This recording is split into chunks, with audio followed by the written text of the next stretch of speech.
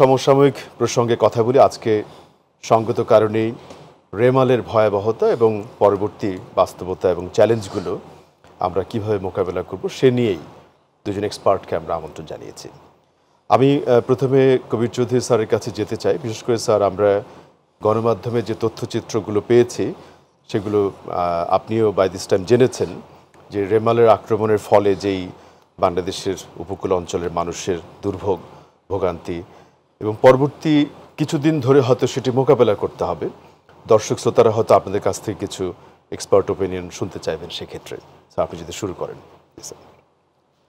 রেমাল আমরা সবাই জানি যে এমন একটা ঘূর্ণিঝড় জলোচ্ছ্বাস একসঙ্গে এসে এই রিমালটা একটি তাণ্ডব হেনেছে 8টা বা 9টা জেলায় অনেক বেশি, তার মধ্যে 15টা জেলা এবং কোনো কোনো জায়গায় আরও কম, তাতে 19টা জেলা এখানে আক্রান্ত হয়েছে এই ঘূর্ণিঝড় দ্বারা।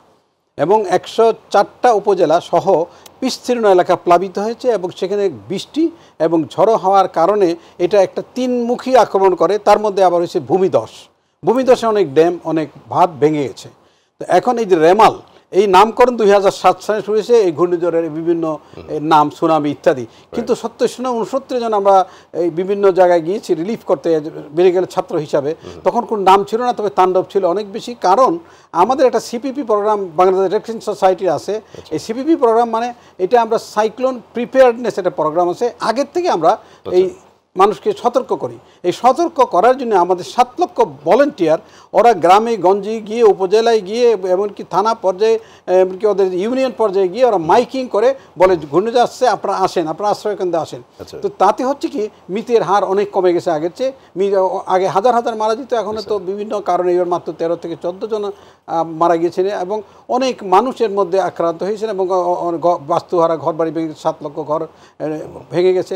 তো এর উপরে বাংলাদেশ রেড ক্রিসেন্ট সোসাইটি আমাদের ন্যাশনাল রেড ক্রিসেন্ট সোসাইটি এবং এটা এমন একটি সংগঠন, বিশ্বের সবচেয়ে বড় মানবিক সংগঠন, মানবতার সেবায় নিয়োজিত। এর মধ্যে আইএফআরসি, আইসিআরসি এবং বিভিন্ন দেশের রেড ক্রস আছে। একসঙ্গে সম্মিলিতভাবে আমরা চেষ্টা করি। বাংলাদেশে আমরা আমাদের স্বাস্থ্য মন্ত্রণালয়ের সহযোগী একটা প্রতিষ্ঠানের সঙ্গে আমরা কাজ করি এবং 49টা মন্ত্রণালয়ের সঙ্গে আমাদের ঘনিষ্ঠ যোগাযোগ আছে।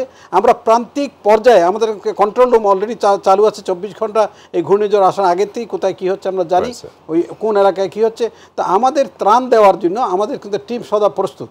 যেমন আমাদের ফিল্ড হসপিটালে ডাক্তাররা প্রস্তুত, সেখানে সিস্টার নার্সরা প্রস্তুত এই ফার্স্ট এইড দেওয়ার জন্য।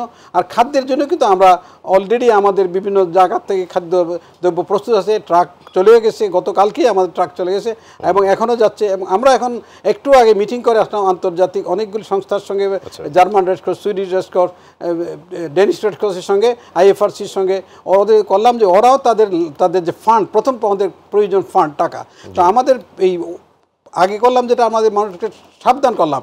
এখন যে ক্ষয়ক্ষতি, কোথায় কি ক্ষয়ক্ষতি নিরূপণ করা হচ্ছে, আমরা কোথায় কি দরকার ও যত দ্রুত সম্ভব এগুলি পাঠানোর ব্যবস্থা করছি। আমাদের কিছু সংগঠন আছে সাহায্য করছেন, যেমন গ্রামীণ ফোন আমাদেরকে ফুডে সাহায্য করে, অনেক সংস্থা আমাদের সাহায্য করছে।